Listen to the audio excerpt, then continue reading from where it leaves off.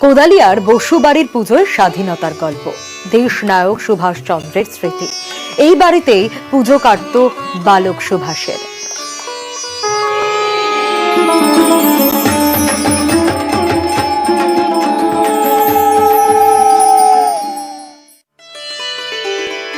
দক্ষিণ 24 পরগনার কোদালিয়ার বসুবাড়ির পুজো এলাকায় নেতাজির বাড়ির পুজো হিসেবেই পরিচিত।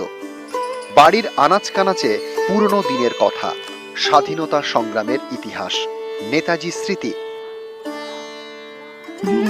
যেমন ধারাবাহিক আছে সেরকমই চলছে, কিন্তু সেই আগেকার মতন সব কিছু তো হয় না, কমে গেছে সব কিছু। নেতাজি ওখানে আসতেন পুজোর সময়, মার কাছে বসতেন, ঠাকুর দালানে মার পাশে বসতেন। নেতাজির যে বাড়ি, ওই বাড়ির যে উপরে যে ঘর আছে সেই ঘরে মিশে থাকতেন, মানে পুজো করেন আসতেন।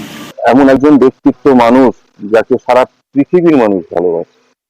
আমাদের উনি সর্বজগতের নেতা বলতে গেলে আমি বুঝি। ওনার বাড়ির ঠাকুর করব, এটা মানে আমার স্বপ্নের জগতে যেন বাদ করছি মনে হয়।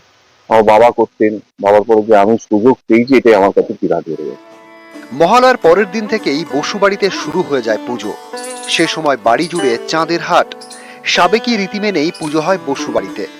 নেতাজি সুভাষচন্দ্র বসু যদি দেশের বাইরে না থাকতেন বা জেলে না থাকতেন, তাহলে প্রত্যেক বছর পুজো, বিশেষ করে অষ্টমীর দিন, তিনি এই জায়গায় আসতেন এবং সারাদিনই এই ঠাকুর দালানে কাটাতেন বসে।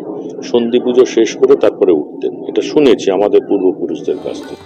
কোদালিয়ার বসুবাড়িতে এখন আগমনীর আলো, ঠাকুর দালানে তৈরি হচ্ছে প্রতিমা।